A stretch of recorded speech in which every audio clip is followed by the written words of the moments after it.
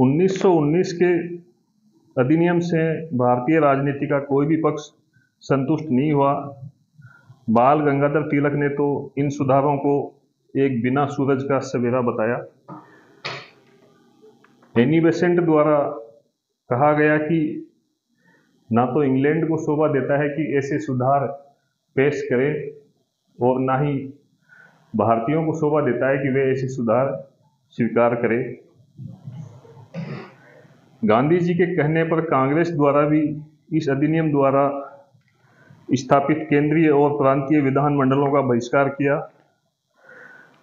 लेकिन समस्त विरोध के बावजूद भी 1921 में यह अधिनियम लागू हो गया। इससे पहले कांग्रेस के ही उदारवादी नेताओं ने नेशनल लिबरेशन फेडरेशन, शॉर्ट में आप NLF कह सकते हैं, की स्थापना की थी। अधिनियम के तहत हुए चुनाव में इस NLF ने भाग लिया था। इसका उद्देश्य था कि विधानमंडलों में प्रवेश करके ब्रिटिश सरकार पर दबाव बनाकर उत्तरदायी शासन की स्थापना की जाए, परंतु ये इसमें सफल नहीं हुए। इसके पश्चात 1923 में कांग्रेस से ही अलग हुए CR दास और मोतीलाल नेहरू ने स्वराज दल की स्थापना की। इस स्वराज दल ने काफी महत्वपूर्ण कार्य किए। सबसे पहले तो इन्होंने इस 1919 के अधिनियम में सुधार की मांग की कि इसमें आप संशोधन कीजिए और उत्तरदायी शासन की व्यवस्था कीजिए। इस पर अलेक्जेंडर मूडी मैन की अध्यक्षता में एक समिति का गठन हुआ। उस समिति ने रिपोर्ट दी कि 1919 के सुधारों में संशोधन की कोई आवश्यकता नहीं है। स्वराज दल के ही एक सदस्य विठल भाई पटेल केंद्रीय विधानसभा के अध्यक्ष चुने गए। जैसा कि मैंने पहले बताया, 1919 के अधिनियम में एक तो राज्य परिषद और एक विधानसभा का गठन किया गया था। तो ये राज्य परिषद की नहीं, उस विधानसभा के स्पीकर चुने गए थे। 1923 और 1926 के चुनाव में स्वराज दल जीतकर आया और इसने एक तरह से राष्ट्रीयता की वाणी को आवाज दी। इसी समय 10 वर्ष समाप्त होने से पहले ही जॉन साइमन की अध्यक्षता में एक आयोग बनाया गया, जिसे हम साइमन कमीशन कहते हैं। इस आयोग में 7 सदस्य थे, जिसमें से कोई भी भारतीय नहीं था, इसलिए इसे श्वेत आयोग की भी संज्ञा दी गई है। इसके संबंध में एक महत्वपूर्ण बात याद रखने की है कि इसका एक सदस्य क्लेमेंट एटली बाद में इंग्लैंड का PM बना था। यह आयोग 3 फरवरी 1928 को मुंबई पहुंचा। इस आयोग का भारतीयों ने विरोध किया क्योंकि इसमें कोई भी भारतीय सदस्य नहीं था, इसलिए। लेकिन फिर भी 1930 में इस आयोग ने सिफारिश दी थी कि प्रांतों में द्वैध शासन का प्रयोग विफल रहा है, जिसका तुरंत ही अंत कर दिया जाना चाहिए और भारत में धीरे धीरे करके संघात्मक व्यवस्था विकसित की जाए। सार्वजनिक मताधिकार पर भी इसने अपनी राय दी कि सार्वजनिक वयस्क मताधिकार की बात सोचना व्यवहारिक नहीं है, लेकिन यह है कि धीरे धीरे मताधिकार का विस्तार किया जाए। इससे पहले एक चीज और ध्यान रखने की है, साइमन कमीशन का सभी भारतीय नेताओं ने विरोध किया था कि इसमें कोई भारतीय सदस्य नहीं है, जिस पर उस समय के जो भारत सचिव थे लॉर्ड बर्केनहेड, उन्होंने चुनौती दी थी कि भारतीय ऐसा कोई संविधान बनाए जो सभी को स्वीकार योग्य हो। इस पर मोतीलाल नेहरू ने एक रिपोर्ट बनाई 1928 में, जिसमें मुख्यतः ये व्यवस्था की गई थी कि डोमिनियन स्टेटस की व्यवस्था की जाए। इस रिपोर्ट में मौलिक अधिकारों की भी बात कही गई थी। मोहम्मद अली जिन्ना इससे संतुष्ट नहीं हुआ, उसने अपनी 14 सूत्री रिपोर्ट इसके काउंटर में यानी प्रत्युत्तर में पेश की। इसके बाद आते हैं हम साइमन कमीशन के प्रस्तावों पर विचार करने के बाद में और भारत में संवैधानिक सुधारों की मांग को देखते हुए ब्रिटिश सरकार ने लंदन में 3 गोलमेज सम्मेलन आयोजित किए थे। गोलमेज मतलब कि राउंड टेबल कॉन्फ्रेंस। तीनों में से दूसरा सम्मेलन महत्वपूर्ण है, जिसमें गांधी जी ने भाग लिया था और गांधी जी के साथ ही कांग्रेस की ओर से गांधी जी ने भाग लिया था। गांधी जी के साथ ही मदन मोहन मालवीय और सरोजनी नायडू भी इसमें उपस्थित थी। इन 3 सम्मेलनों के बीच में ही अगस्त 1932 में ब्रिटिश सरकार ने भारत की राष्ट्रीयता को विभाजित करने के लिए एक चाल खेली कि उन्होंने दलितों के लिए प्रत्यक्ष निर्वाचन क्षेत्रों की घोषणा की कि इन सीटों पर दलित ही चुनकर आएंगे, जिस पर गांधी जी को बड़ी चिंता हुई और उनके प्रयासों से दलितों के बीच में एक समझौता हुआ, जिसे पूना समझौता बोलते हैं, सितंबर 1932 में। इसमें मुख्यतः यह तय हुआ कि जो जितने स्थान जो ब्रिटिश सरकार दे रही थी, उससे भी ज़्यादा स्थान भारतीयों ने मिलकर दलितों के लिए अलग से रिजर्व कर दिए। यानी कि हिंदुओं को हिंदू प्लस दलित में, हिंदू वर्सेस दलित में जो बांटने की साजिश थी, वो गांधी जी ने नाकाम करवा दी। गोलमेज सम्मेलनों के पश्चात में ब्रिटिश सरकार ने एक श्वेत पत्र जारी किया और भारत में संघात्मक व्यवस्था और प्रांतीय स्वायत्तता की बात कही। इन प्रस्तावों पर विचार करने के लिए ब्रिटेन की संसद में एक संयुक्त प्रवर समिति बनाई गई थी, जिसके अध्यक्ष लॉर्ड लिलिथगो थे, जिन्होंने भी अपनी रिपोर्ट में दोहराया था कि कम से कम आधे देशी राज्य संघ में शामिल होंगे, तभी संघात्मक व्यवस्था अस्तित्व में आ सकती है। इस समिति की रिपोर्ट के आधार पर एक विधेयक का प्रारूप बनाया गया, जो सम्राट की अनुमति के पश्चात 4 अगस्त 1935 में भारत शासन अधिनियम 1935 के रूप में अस्तित्व में आया। ये ध्यान रखने की बात है कि उस समय भारत में गवर्नर जनरल या वायसराय लॉर्ड वेलिंगटन थे और ब्रिटेन के प्रधानमंत्री स्टैनली बाल्डविन थे। यह एक विस्तृत दस्तावेज था, जिसके 14 भाग, 321 धाराएं और 10 अनुसूचियां थी, जिसमें प्रमुख प्रावधान संघात्मक व्यवस्था का था, जिसमें ब्रिटिश भारत के प्रांत, चीफ कमिश्नर प्रांत और देशी राज्यों को मिलाकर एक संघ के निर्माण की व्यवस्था थी। उस समय ब्रिटिश भारत के 11 प्रांत और चीफ कमिश्नर के 5 प्रांत थे। इनका तो इसमें शामिल होना आवश्यक था, लेकिन देशी राज्यों का शामिल होना उनकी इच्छा पर निर्भर करता था। उस समय लगभग 600 देशी राज्य थे। इस संघ का निर्माण जब ही होना था जब कम से कम आधे देशी राज्य इसमें शामिल होने की स्वीकृति दे दे। देशी राज्यों को शामिल होने के लिए एक विलय पत्र पर हस्ताक्षर करने होते थे, जिसे कहते हैं letter of accession, instrument of accession. इसी में ही संघ और इकाइयों के बीच में शक्तियों को विभाजित करते हुए 3 सूचियां बनाई गई थी। संघ सूची में 59, राज्य सूची में 54 और समवर्ती सूची में 36 विषय थे। अवशिष्ट विषय वायसराय को दिए गए, लेकिन यह संघीय व्यवस्था लागू नहीं हुई, क्योंकि देशी राज्यों ने इसमें शामिल होने से इनकार कर दिया था।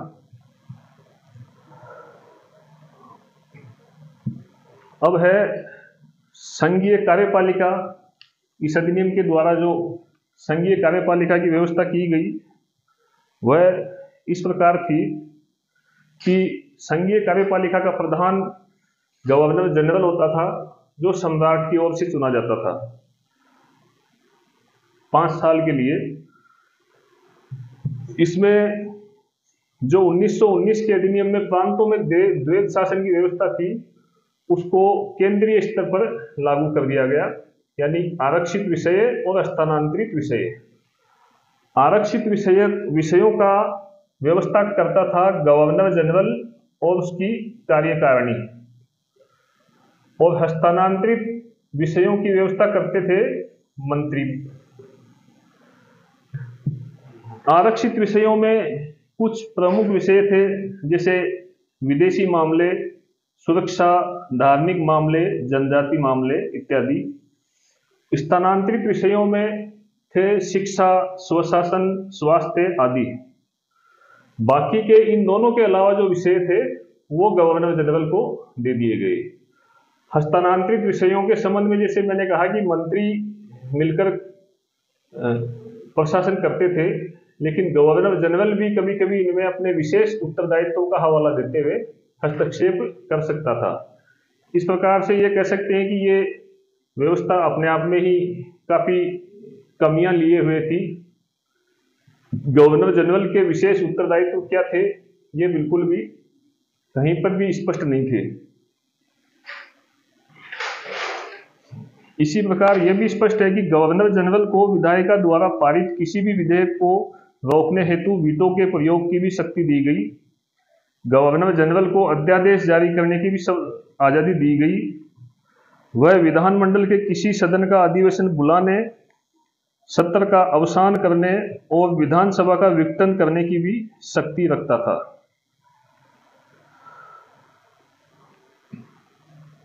अब हम आते हैं उस समय जो संघीय विधायिका बनाई गई उसके संबंध में।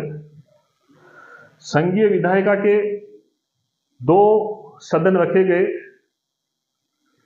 काउंसिल ऑफ स्टेट राज्य परिषद और लेजिस्लेटिव असेंबली विधानसभा। दोनों सेम वही है जो 1919 के थे।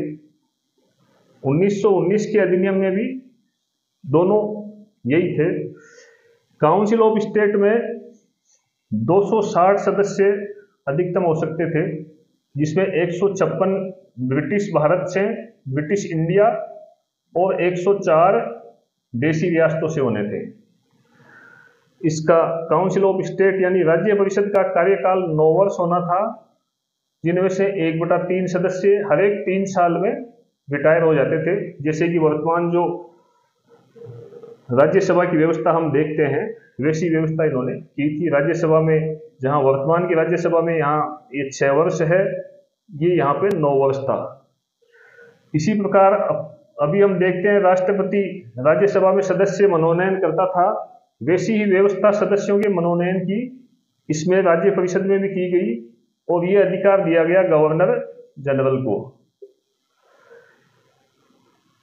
दूसरा सदन था विधानसभा, जिसमें 375 सदस्य रखे गए, 250 ब्रिटिश इंडिया से, ब्रिटिश भारत से और 125 देशी रियासतों से। इनमें जो बड़ी विचित्र बात थी वह यह थी कि राज्य परिषद का चुनाव तो प्रत्यक्ष रूप से होता था, राज्य परिषद का चुनाव प्रत्यक्ष रूप से होना था, और विधानसभा का चुनाव अप्रत्यक्ष रूप से होना था। जैसा कि हम सब समझते हैं, ये उच्च सदन था और ये निम्न सदन था। यानी वर्तमान में जो चुनाव होते हैं लोकसभा जिसे हम निम्न सदन कहते हैं, उसके चुनाव प्रत्यक्ष होते हैं, और राज्यसभा जिसे हम उच्च सदन कहते हैं उसके चुनाव अप्रत्यक्ष होते हैं। इसमें चुनाव की वर्तमान वाली व्यवस्था से उल्टी व्यवस्था थी। ये आपको ध्यान रखने की बात है कि इससे उल्टी व्यवस्था थी। राज्य परिषद का चुनाव प्रत्यक्ष होता था और विधानसभा का चुनाव अप्रत्यक्ष रूप से। अब विधानसभा का चुनाव कौन करते थे? जो प्रांतीय विधानसभाएं थी, प्रांतीय विधानमंडल थे, उनके सदस्य। जैसा कि आज के समय में, वर्तमान समय में राज्यसभा के सदस्यों का चुनाव होता है, तो प्रांतीय विधानमंडलों के सदस्य उनका चुनाव करते हैं। तो यह व्यवस्था उस समय की विधानसभा में थी।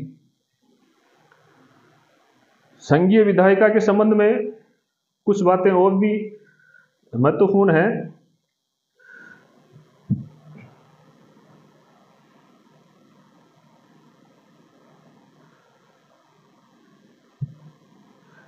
जैसा कि बताया, हाँ, विधानसभा का कार्यकाल 5 वर्ष था और विधान राज्य परिषद का कार्यकाल 9 वर्ष था। अब जो अगला महत्वपूर्ण बिंदु आता है, संघीय विधायिका हो गई, हाँ, संघात्मक व्यवस्था हो गई, संघीय कार्यपालिका हो गई, संघीय विधायिका हो गई। अब आता है संघीय न्यायपालिका। संघीय न्यायपालिका, इसको फेडरल कोर्ट बोला गया। फेडरल कोर्ट, दिल्ली में एक संघीय न्यायालय होगा, इसकी व्यवस्था की गई। संघीय न्यायालय में एक न्यायाधीश, एक मुख्य न्यायाधीश होंगे और उसके 3 अतिरिक्त और 2 सहायक न्यायाधीशों की व्यवस्था होनी थी। उनका कार्यकाल 65 वर्ष था और कार्यकाल उनका 65 वर्ष था और इनका ओरिजिनल ज्यूरिडिक्शन यानी कि प्रारंभिक क्षेत्राधिकार, प्रारंभिक क्षेत्राधिकार और परामर्शी अधिकारिता, ये 2 चीजें ध्यान रखने की आवश्यकता है। संघीय न्यायालय का प्रारंभिक क्षेत्राधिकार और परामर्शी अधिकारिता वैसी ही थी जैसी आज के सुप्रीम कोर्ट की है। सुप्रीम कोर्ट की है। प्रारंभिक अधिकारिता से मतलब यह है कि कोई भी मामला सीधे ही इस कोर्ट में जाएगा, बीच की कोर्टों में नहीं जाएगा। जैसे हम उदाहरण लेते हैं ताजा राहुल गांधी के मामले का, तो राहुल गांधी को सजा दी मानहानि के केस में गुजरात की एक मजिस्ट्रेट कोर्ट ने, जिसकी अपील हुई सेशन कोर्ट में, सेशन कोर्ट से अपील हुई हाई कोर्ट में और हाई कोर्ट से फिर ये मामला सुप्रीम कोर्ट में आया। तो जो प्रारंभिक क्षेत्राधिकार वाले मामले हैं वे ऐसे नहीं आते हैं, ये सीधे मामले सुप्रीम कोर्ट में जाते हैं। तो ये प्रारंभिक क्षेत्राधिकार का जो मामला था वह सीधा ही संघीय न्यायालय में आना था। अब प्रारंभिक क्षेत्राधिकार क्या था? संघ बनाम कोई राज्य हो, संघ के या किसी राज्य के बीच में विवाद हो, या 2 या 2 से ज्यादा राज्य बनाम राज्य हो, 2 या 2 से ज्यादा राज्यों के बीच में आपसी विवाद हो, ये सीधे यहां संघीय न्यायालय में जाएगा। परामर्शी अधिकारिता, अभी की जो सुप्रीम कोर्ट है उसको भी परामर्शी अधिकारिता है, उससे परामर्श ले सकता है किसी भी विधिक बिंदु पर राष्ट्रपति। वैसे ही इस फेडरल कोर्ट से भी किसी भी बिंदु पर परामर्श मांगने का अधिकार था गवर्नर जनरल को।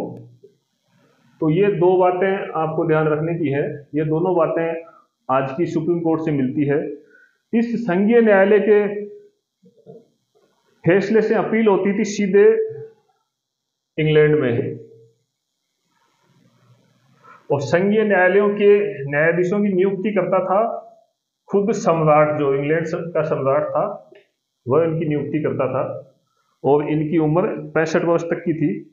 ये 65 वर्ष भी आज के सुप्रीम कोर्ट जजेज की उम्र भी 65 वर्ष है। इस अधिनियम द्वारा एक लोक सेवा आयोग की भी व्यवस्था की गई। लोक सेवा आयोग संघ का संघीय लोक सेवा आयोग हो सकेगा या संयुक्त लोक सेवा आयोग हो सकेगा। 2 या 2 से ज्यादा राज्य मिला के संयुक्त लोक सेवा आयोग भी कर सकते हैं। रिजर्व बैंक ऑफ इंडिया की स्थापना की गई। रेलवे प्राधिकरण की स्थापना की गई और बर्मा को भारत से अलग कर दिया गया। इस प्रकार इस एक्ट में मुख्य जो बातें थी वो मैंने बताई है। अब ये लागू हुआ, उसका क्या क्या, किस रूप में लागू हुआ, उसका क्या क्या परिणाम हुआ, यह मैं आगे बताता हूँ। इसका जो संघीय भाग था, यानी देशी राज्यों को मिलाकर जो संघीय भाग बनना था, वह तो कभी कार्य रूप में आया ही नहीं। प्रांतीय भाग जरूर 1937 में लागू हो गया, और 1937 में इस एक्ट के तहत चुनाव हुए। चुनाव में कांग्रेस को मद्रास, संयुक्त प्रांत, बिहार, मध्य प्रांत तथा उड़ीसा में स्पष्ट बहुमत मिला। असम और उत्तर पश्चिम प्रांत में वह सबसे बड़ा दल बनकर उभरी।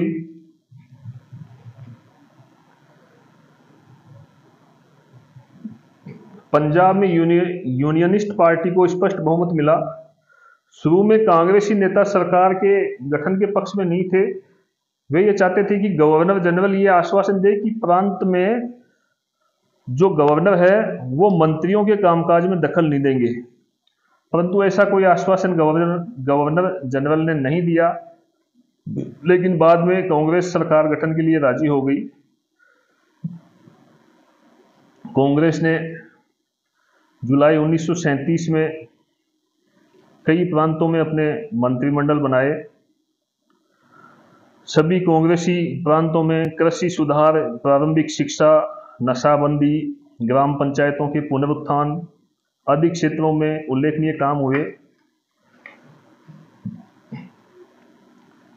सारे कांग्रेसी अक्टूबर-नवंबर 1939 तक सत्ता में रहे, लेकिन जब ब्रिटेन की सरकार ने बिना सहमति के भारत को द्वितीय विश्व युद्ध में शामिल कर लिया, तो कांग्रेसी मंत्रिमंडलों ने विरोध स्वरूप त्यागपत्र दे दिया। इस प्रकार ये देखा जा सकता है कि कुछ कमियों के बावजूद भी 1935 का अधिनियम एक प्रगतिशील कदम था। हालांकि कांग्रेस ने शुरू में इसका विरोध किया था, और जवाहरलाल नेहरू ने तो इसको दासता का आज्ञा पत्र भी कह दिया था। लेकिन कांग्रेसी मंत्रिमंडलों द्वारा भूमि सुधार, कृषि ऋण, बुनियादी शिक्षा, नशाबंदी आदि क्षेत्रों में काफी अच्छा काम किया।